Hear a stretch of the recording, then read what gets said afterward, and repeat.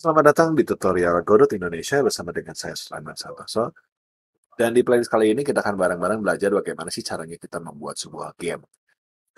Jadi kalau teman-teman mengklik video ini, saya akan mengasumsikan bahwa teman-teman ini sudah merasa ingin menjadi seorang game programmer, tapi mungkin bingung mulai dari mana atau bagaimana caranya kita bisa belajar gitu ya.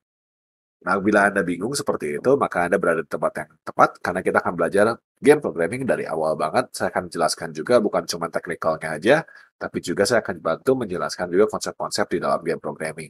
Kalau kita jadi seorang game programmer, kita biasanya punya dua macam cara. Ada hardcore path, ada yang namanya normal path. Gitu. Yang disebut dengan yang namanya hardcore path itu adalah kita mulai membuat game itu benar-benar dari scratch. Jadi kita hanya mengambil graphic library yang dasarnya seperti OpenGL, Falcon, atau DirectX begitu ya. Kemudian kita code dengan C++ atau menggunakan C gitu ya untuk membuat game engine kita sendiri. Lalu setelah membuat game engine kita sendiri, kita baru membuat game kita sendiri. Tentu saja pendekatan saya yang ini akan memakan waktu cukup lama, tapi pendekatan ini sangat fleksibel dan sangat powerful. Jadi karena kita membuat segala sesuatunya sendiri, tentu saja speed dari program game kita akan jauh lebih cepat dan juga lebih fleksibel. Kita bisa bikin apapun yang kita pengen gitu karena kita benar-benar bikin segala sesuatu dari bawah.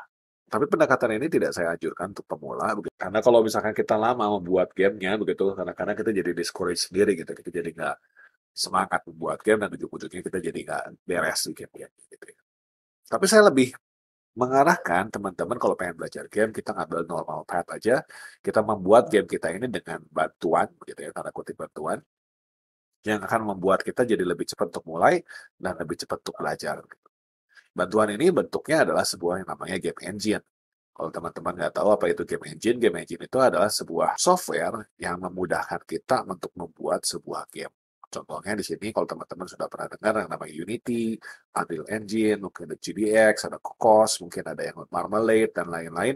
Semuanya itu adalah sebuah game engine yang tujuannya itu adalah untuk membantu kita, game programmer, untuk membuat sebuah game. Jangan takut kalau misalkan kita membuat game dengan game engine, seakan-akan kastanya lebih rendah dibanding kalau misalkan kita membuat game dengan hardcore gitu ya, dengan kita bikin dari awal. Nggak usah khawatir karena sekarang studio-studio yang terkenal pun sekarang menggunakan Unreal Engine, menggunakan Unity, menggunakan Godot untuk membuat gamenya. Jadi kita nggak perlu khawatir. Nah, disinilah termasuk di dalam game engine yang ada ini adalah yang namanya Godot. Apa sih Godot itu sebenarnya gitu ya? Nah, Godot itu adalah sebuah game engine yang dibuat oleh MIT yang sebenarnya tujuannya adalah untuk pembelajaran di awalnya, tapi seiring dengan berjalannya waktu, si Godot ini menjadi lebih terkenal karena banyak orang yang senang dengan ini dan makin banyak yang mendukung gitu ya. Nah, kenapa kita belajar Godot? Nah, di sini saya menulis 4 benefit daripada Godot yang akan saya sebutkan di sini. Yang pertama adalah Godot itu sifatnya benar-benar free. Jadi tidak ada sama sekali kita harus bayar apapun. Jadi kita benar-benar bisa langsung menggunakannya. Kalau misalkan mungkin ada beberapa game engine yang lain, kalau misalkan kita sudah keuntungannya sampai berapa, kita harus bayar gitu ya. Tapi kalau di sini free-nya benar-benar free, no string attached gitu ya. Jadi kita benar-benar tanpa kita bayar apapun, kita bisa menggunakan Godot ini. Yang kedua, Godot ini open source. Jadi artinya kalau Godot ini open source, si code-nya itu bisa kita lihat dan bisa kita perbaiki bersama-sama dengan komunitas begitu. Jadi kalau sampai ada bug di dalam game engine-nya, maka komunitas akan bersama-sama kita mengerjakan bareng-bareng membetulkannya gitu. Yang kedua, Godot ini lightweight. Jadi kalau teman-teman perhatikan beberapa game engine yang tersedia saat ini yang cukup beken kayak Unity atau Unreal Engine, itu memerlukan PC atau komputer yang cukup powerful gitu untuk menjalankannya. Apalagi kalau misalkan kita membuat sebuah game yang cukup rumit gitu. Tapi Godot ini sangat ringan sekali. Nanti teman-teman akan lihat ya, ringannya baik ukuran daripada IDE-nya maupun nanti performa daripada IDE-nya. Godot ini sangat ringan sekali dan mungkin bisa digunakan di komputer-komputer yang middle to low end. Gitu. Yang ketiga, Godot ini walaupun dia lightweight, walaupun dia ringan, ukurannya kecil dan ringan performanya begitu, tapi bukan berarti bahwa Godot ini nggak powerful. Tapi justru bahwa Godot ini punya begitu banyak hal yang luar biasa kerennya gitu sehingga saya menganjurkan untuk menggunakan Godot. Contoh aja ya, beberapa fitur yang tersedia di Godot salah satunya adalah Godot ini mempunyai fitur untuk membuat game 3 dimensi dan 2 dimensi. Ya, dia juga bisa di-coding menggunakan codingan atau bahasa pemrograman yang mirip seperti Python. Jadi kalau teman-teman senang Python akan cocok banget sama yang namanya Godot gitu ya. Dan juga dia juga bisa kita coding secara visual. Jadi kalau teman-teman mungkin nggak suka coding yang ketik-ketik, masih menggunakan Visual Code seperti misalkan di Unreal Engine, bisa juga menggunakan seperti itu. Godot ini team friendly, dia bisa menggunakan Git, bisa cocok untuk menggunakan Mercurial juga, dan juga open source begitu tentunya saya. Seperti yang tadi saya sudah bilang ya gitu ya. Dan yang keempat, benefit dari menggunakan Godot adalah komunitas Godot ini cukup besar. Jadi kalau dibanding dengan beberapa game engine yang open source dan free yang komunitasnya kecil, Godot ini komunitasnya cukup cukup berkembang, cukup besar. Jadi saya sangat-sangat mendukung kalau teman-teman pengen menggunakan game engine yang free dan open source, bisa coba menggunakan Godot dan kita belajar bareng. Nah, di sini saya akan menjelaskan sedikit tentang bagaimana cara kita menginstal Godot, dan saya juga akan menjelaskan tentang layout daripada Godot secara umum. Baru kita di video-video berikutnya belajar tentang membuat game. Nah, untuk menginstal Godot, kita tuh bisa langsung saja ke website-nya. Kita bisa pilih ada standard version dan ada mono version. Jadi kalau kita menggunakan mono version, dia akan bisa menggunakan bahasa C#. Jadi kalau teman-teman di sini mungkin basic-nya dasarnya dari C#, bisa memilih yang mono version. Tapi kalau bukan, bisa memilih yang standard version, bisa 64 bit maupun yang 32 bit. Nah, kalau kita lihat di sini, ukuran daripada game engine Godot ini cuma 27,5 MB. Bandingkan dengan ukuran Unreal Engine atau Unity, bisa sampai 2 GB, 4 GB, mungkin 8 GB begitu. Jadi sangat beda sekali di dalam ukuran size-nya juga nanti performanya. Ini saya nggak akan save, jadi ada cara pertama kita bisa nge-save lewat sini, atau juga cara kedua bisa kita install melalui Steam. Nah, saya menganjurkan kita menggunakan cara kedua supaya kita bisa mendapat update-nya langsung dari Steam begitu ya. Jadi sini kita bisa cari aja di dalam Steam Godot Engine seperti ini, dan kemudian nanti kita bisa install aja langsung di sini. Kalau Godot Engine-nya sudah terinstall, maka kita bisa langsung aja ke start menu kita dan kita cari ya Godot Engine ini. Kalau ini saya di sini Godot Engine ini, saya bisa klik aja dan kita akan langsung ke dalam Project Manager view daripada Godot. Jadi kalau teman-teman install Godot menggunakan Steam, maka teman-teman akan mendapatkan beberapa template-template yang bisa kita pakai buat belajar di sini. Ada beberapa game yang sudah ada yang bisa kita pakai, bisa buat belajar. Nah, kita juga bisa bikin project baru, atau kita bisa menggunakan salah satu dari para project-project ini. Selain dari para project, kita juga punya template sini. Template sini juga adalah isinya template-template yang bisa kita gunakan yang sudah ada dari Godotnya ya, untuk membuat sebuah game. Jadi kita nggak cuma membuatnya dari IDE saja, tapi juga Godot menyediakan code-code dasar yang bisa kita gunakan untuk kita bisa mengembangkan game dengan lebih cepat. Jadi kita nggak perlu kayak mengulang-ulang lagi gitu. Kalau udah ada ya kenapa kita harus bikin lagi. Nah, di sini saya akan bikin project kosong aja. Kita akan mulai dari sebuah project kosong. Di sini ada new project. Ya. New project ini. Nah, kita bisa membuat sebuah folder baru di mana projectnya. Di sini saya akan ganti aja project saya ke repo saya ya. Repository saya.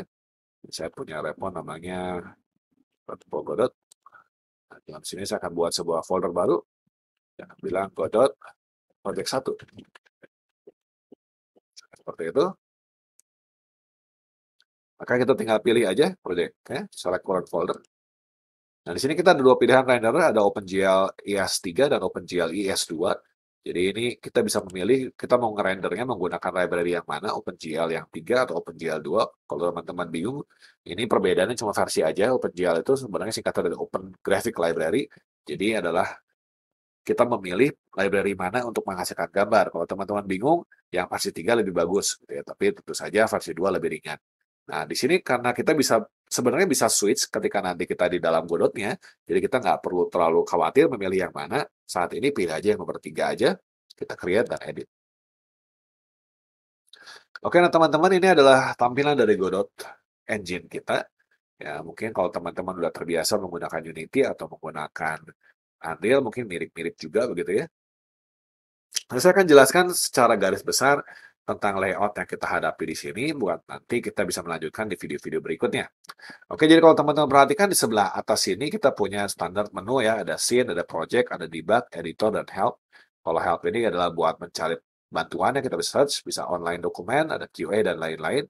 Kita ada editor setting di sini, kalau kita pengen mengubah-ubah editornya, IDE-nya, di sini. Mau text screenshot pun bisa gitu ya. Kita ada debugging di sini, kita ada project setting itu berarti adalah project setting dari game kita ya, settingnya ada apa aja dari sini semua. Dan juga kita punya scene di sini adalah untuk mengatur scene kita. Nanti saya akan jelaskan apa itu project, apa itu scene mungkin di video-video berikutnya. Gitu ya.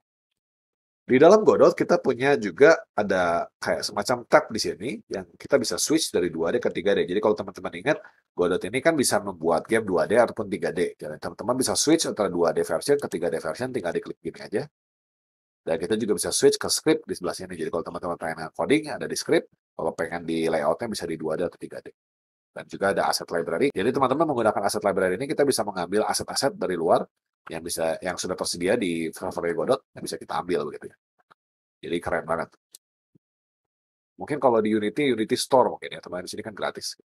Di sini layoutnya sendiri dibagi menjadi kayak window-window kecil yang tentu saja bisa kita pindah-pindahin ya. Kalau teman-teman mau pindah-pindahin bisa aja.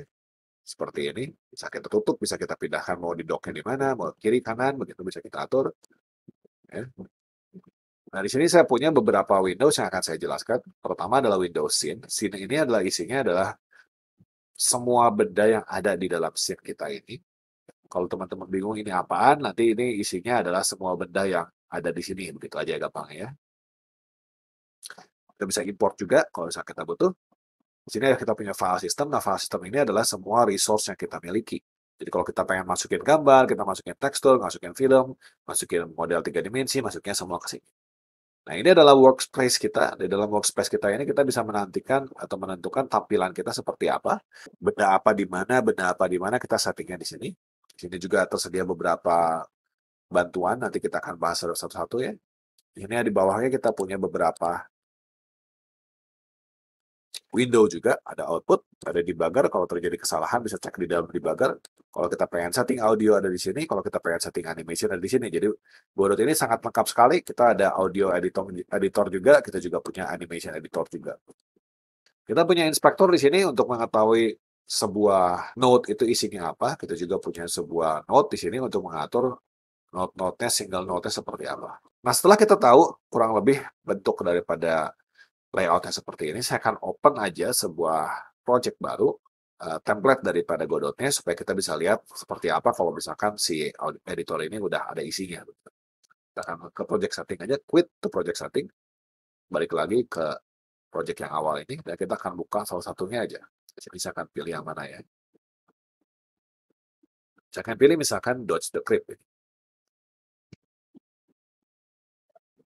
Nah, kita bisa lihat sekarang ini adalah isi daripada Godot Engine saya setelah saya open sebuah project. Jadi kita bisa lihat di sebelah sini, di bagian scene ini adalah semua node yang tersedia. Jadi kalau Unity versi sistemnya itu komponen, maka Godot ini sistemnya adalah node. Segala sesuatu yang kamu lihat di sini adalah sebuah node. Jadi kalau di sini kita lihat ada mob timer, ada score timer, ada player yang ini, itu ada di sini juga. Ada color rectangle yang kotak ini ada di sini juga.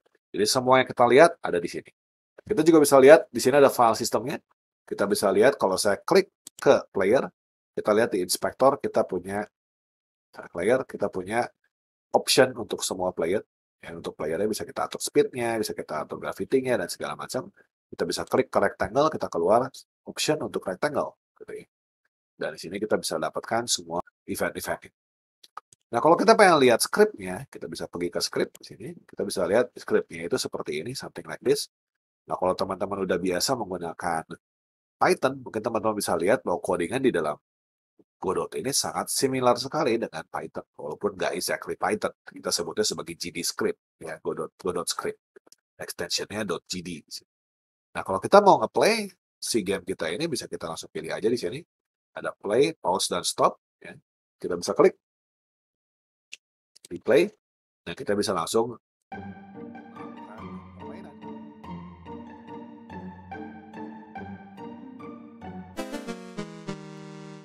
Oke, saya rasa cukup untuk pengenalan awal daripada Godot. Semoga bermanfaat dan kita akan ketemu lagi di video-video selanjutnya. Terima kasih banyak atas perhatiannya.